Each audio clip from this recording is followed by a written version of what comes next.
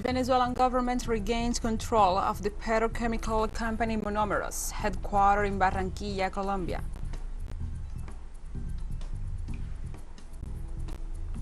A 7.7 magnitude earthquake shook the Pacific coast of central Mexico, killing at least one person and triggering tsunami alerts.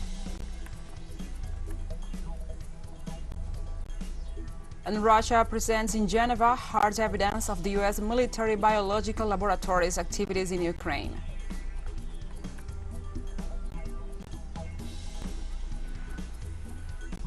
From the headquarters of TeleSUR English in Havana, Cuba, this is From the South. I'm your anchor, Gladys Quesada, and these are the news. On Monday, the Venezuelan government regained control of the petrochemical company Monomeros, headquartered in Barranquilla, Colombia.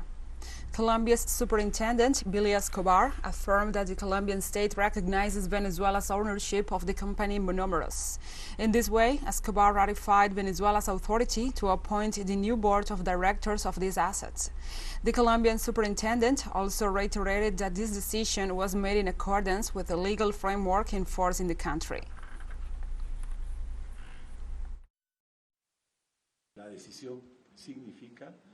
The decision means that we ratify the will of the Venezuelan government to appoint a board of directors, and that corresponds to the legality that is handled in the Colombian state in relation to the owners of a company who have the possibility to choose their directors. So we are making a legal recognition of that situation. We are validating the decision of the owners of Monomeros as it is Pequiben.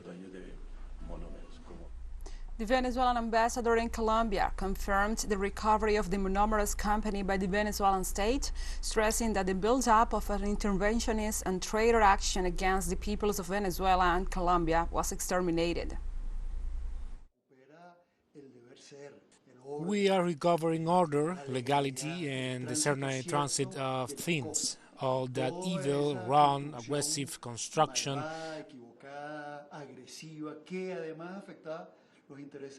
that also affected the interests of the Venezuelan people and the Colombian people ends. This is the end of a negative agenda to harm, to bother, to make Venezuelans and Colombians suffer, a company that belongs to the people of Venezuela that is returning to the power of the people of Venezuela. It is a moment of joy, of happiness. Today we are at the embassy of the Bolivarian Republic of Venezuela in Bogota, celebrating in a spirit of happiness, of joy, because the natural and normal course of the law of order prevails, which means that we put an end to the traitorous, shameless, irresponsible interference that has done so much damage in the recent years to the healthy interests of Venezuelans, and that the government led by President Nicolás Maduro has finally put an end to in a convincing and definite way. Let us review in context the situation to which the petrochemical Monomeros company was subjected, which had been taken from the Venezuelan people since 2019. Monomeros Colombo Venezuelans S.A. is a petrochemical acquired and it is entirety by the Venezuelan state in 2006 as a subsidiary of the petrochemical company of Venezuela, Pequiben. According to data, Monomeros has an installed capacity to produce 1.3 million tons of organic and inorganic substances for large-scale sowing for the supply of agribusiness. The company produces and markets physical mixtures of fertilizers, feeding stuffs, among other chemicals. The company was taken from the Venezuelan state in 2019 by the government of Iván Duque, who ceded it to Juan Guaidó, the former deputy who proclaimed himself the interim president of Venezuela in the midst of the international political siege campaign, diplomatic and economic, against the constitutional government of Nicolás Maduro. For his part, the new president of that nation, Gustavo Petro, has repeatedly expressed his desire to return the company to the hands of the Venezuelan state in order to reactivate its production standards and repair relations with Caracas.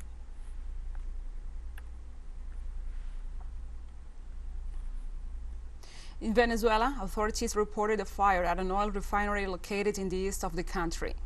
The Minister of Oil, Tarek El Aizami, said the fire of free combustion was caused by a lightning strike in the oxidation and water treatment lagoon of the refinery in Puerto La Cruz and Suárez State. In this regard, the Vice Minister for Risk Management and Civil Protection, Carlos Pérez Ampueda, indicated that close to 150 officials of the National Risk Management System worked to put out the fire. Minister El Aizami confirmed that the fire is totally controlled and there is no danger of spreading.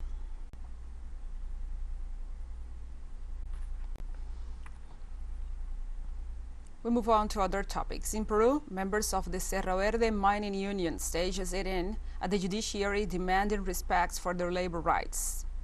The unions demand the immediate reinstatement of 150 mining workers who were unfairly dismissed. In addition, they demand compliance with safety measures, as well as respect for freedom of association and the defense of Supreme Decree 001/2022, which seeks an end to labor outsourcing.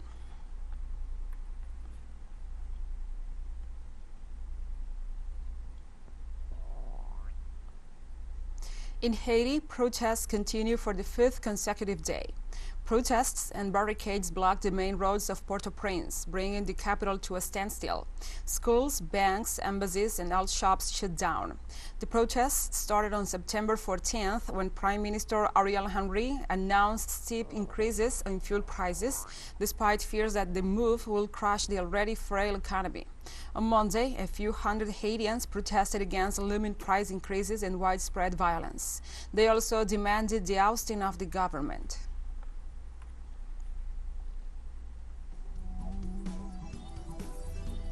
We'll take a short break now. Join us again after this.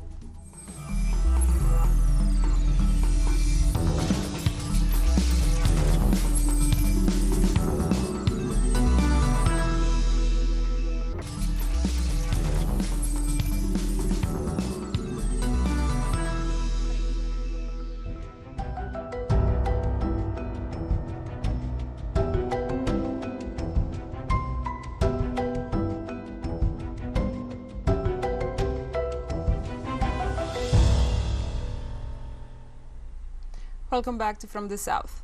A magnitude 7.7 earthquake shook Mexico's Central Pacific coast on Monday, killing at least one person and setting off a seismic alarm in the capital on the anniversary of two earlier devastating quakes. According to the U.S. Geological Survey, the quake hit at 1:05 p.m. local time, adding that it was centered 37 kilometers southeast of Aquila, near the boundary of Colima and Michoacán states, and at a depth of 15.1 kilometers.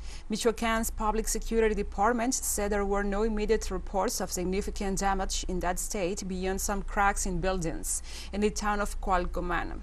Mexico's National Civil Defense Agency said variations of as much as 82 centimeters were possible in the coastal water levels near the epicenter. The U.S. Tsunami Warning Center said the hazardous tsunami waves were possible for coasts within 300 kilometers of the epicenter.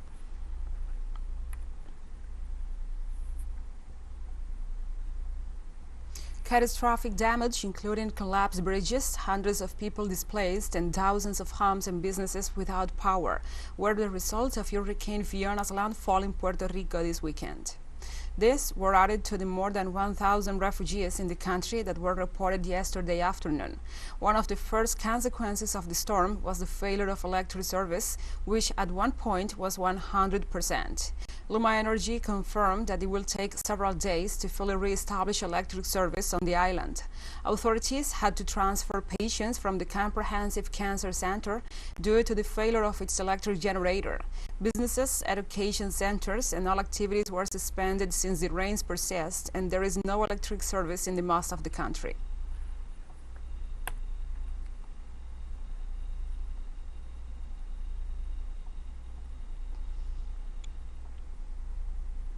And there have been no fatalities for the past 3 days from the deadly floods that engulfed Pakistan since mid-June, a hopeful sign that the nation is turning a corner on the disaster. Even as rains stopped, families in Sucur remain in tents and temporary shelters along the banks of the river Indus. Since the start of the unprecedented monsoon rains and flooding, more than 1,500 have died and thousands more have been injured. The floods have affected 33 million people, leaving hundreds of thousands homeless, and swollen waters have swept away villages, roads and bridges, and at one point inundated a third of Pakistan's territory. In the aftermath of the devastation, doctors and medical workers are battling this increase in waterborne disease and other infections and struggling to treat the sick and deliver medicines, food supplies, and tents to people displaced by the floods.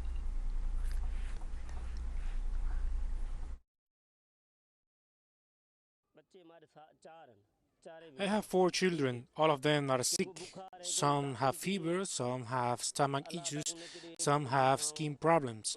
We are forced to live here in tents amid this heat. There is no clean drinking water. Children have fallen sick. May God help us. Rains have stopped, but water is still standing. Because of that, cases of waterborne diseases are rising. Right now, the highest number of cases are those of malaria. There are a lot of cases of malaria. Then there are cases of stomach diseases, including diarrhea, gastroenteritis, and cholera because of the water. We are also getting patients with skin problems because people come into contact with stagnant water frequently. Upper respiratory tract infections are also rising, with coughs and colds due to floods. And been a path of destruction across the island, leaving about 240,000 households without power and local traffic interrupted. Typhoon Nemadol has killed 2 people and injured almost 90 so far. The powerful typhoon has moved towards Hagi on Japan's largest island, Honshu, around noon on Monday at a speed of some 20 kilometers per hour. It was packing sustained winds of up to 108 kilometers per hour with maximum gusts of 162 kilometers per hour. The typhoon is expected to travel across Honshu through Tuesday, with the Japan Meteorological Agency continuing to issue warnings for strong winds, high tides, and mudslides from western to northern Japan.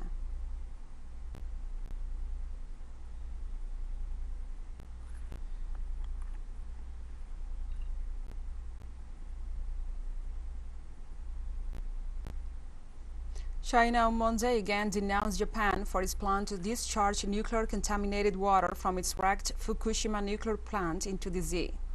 Foreign Ministry spokesperson Mao Nin said Japan's efforts to press ahead with the discharge were extremely irresponsible, as international concerns were still left unanswered.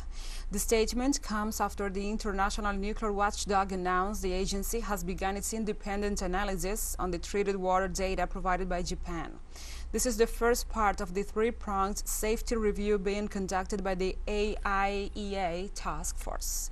The plan of the Tokyo Electric Power Company to release more than 1 million tons of treated radioactive water into the sea has been fiercely opposed by fishermen, local residents, and Japan's neighbors, including China and South Korea. The ocean is not Japan's trash can, and the Pacific Ocean is not Japan's sewer. China once again urges Japan to stop promoting the discharge of nuclear contaminated water to the sea, to seriously respond to the legitimate concerns of all countries, to earnestly fulfill its due international obligations, to consult with stakeholders, including neighboring countries and relevant international institutions, and to find proper disposal solutions for nuclear contaminated water in a scientific, open, transparent, and safe manner. And we have more news coming up after a final short break, so stay with us.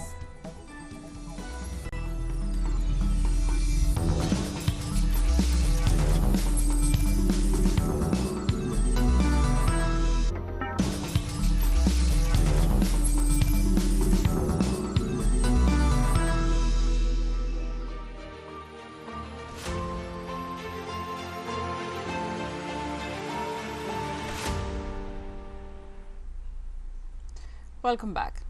In Geneva, Russia presented tangible evidence of the activity of the U.S. military biolaboratories in Ukraine. None of the attending delegations questioned the veracity of the evidence presented by Moscow. The head of the Russian Nuclear, Biological and Chemical Defense Troops, Igor Kirillov, reminded that during the summit of the signatory countries of the Convention of Biological Weapons, his country denounced that the United States and Ukraine violated the first and fourth articles of the convention. Kirillov noted that the participants of the summit were handed copies of real documents previously announced by the Russian Defense Ministry, as well as material evidence confirming that biological weapons programs were being carried out on the territory of Ukraine.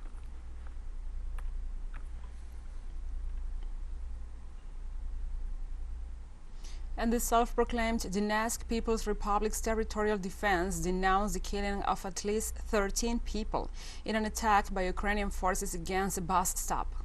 On Monday, authorities said several explosive devices hit the compound where civilians were present, losing their lives immediately.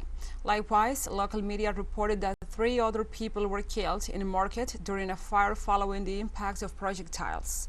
In this context, local institutions denounced that the attack of Ukrainian troops left 6 casualties and 21 wounded, including 3 children.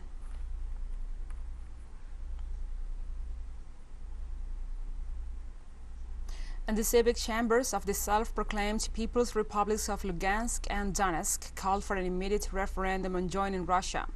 The request of the self-proclaimed Republic of Luhansk was sent to the governor, Leonid Pachenik, considering that becoming a part of Russia will not only secure the region, but will open new ways to return to a peaceful life. In the self-proclaimed Republic of Donetsk, the same was done. The civic chamber addressed the governor of the region, Denis Pushilin, asking him to start the preparations for the referendum. This comes after the head of the Donetsk People's Republic declared that he had discussed with his counterpart in Luhansk the need to coordinate these actions.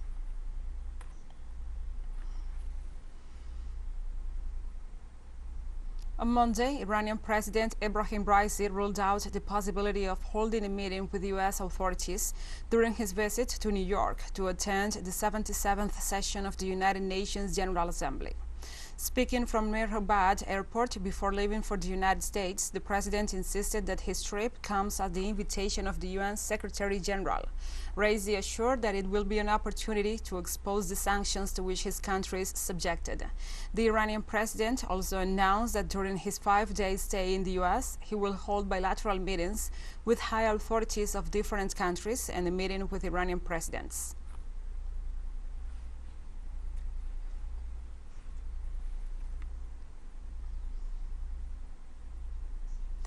On Monday, the International Monetary Fund, the IMF, started a working visit to Lebanon to verify the implementation of the financial aid agreement measures with that government.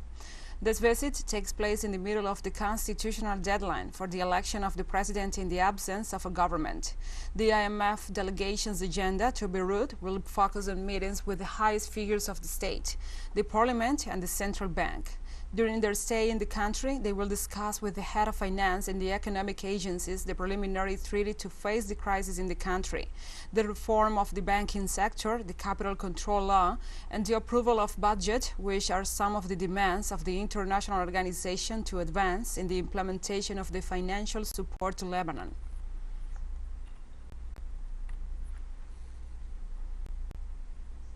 And this September 24th, TeleSUR invites you to see a brand new documentary titled Alex Saab, a Kidnapped Diplomat.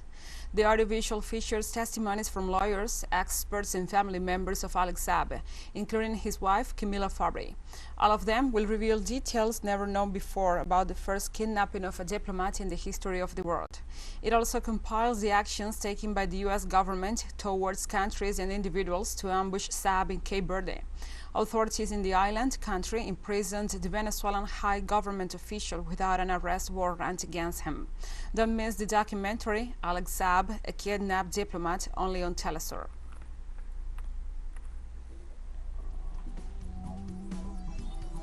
And we have come to the end of this news brief. But remember, you can find this and many other stories on our website at telesurenglish.net. And also, if you feel so inclined, please join us on social media for all the latest news. We are on Facebook, Twitter, Instagram, and Telegram. And you can also follow us on our TikTok account at TeleSUR English, in which you will be able to see news in different formats, news updates and more. For TeleSUR English, I'm Gladys Quesada. Thank you for watching.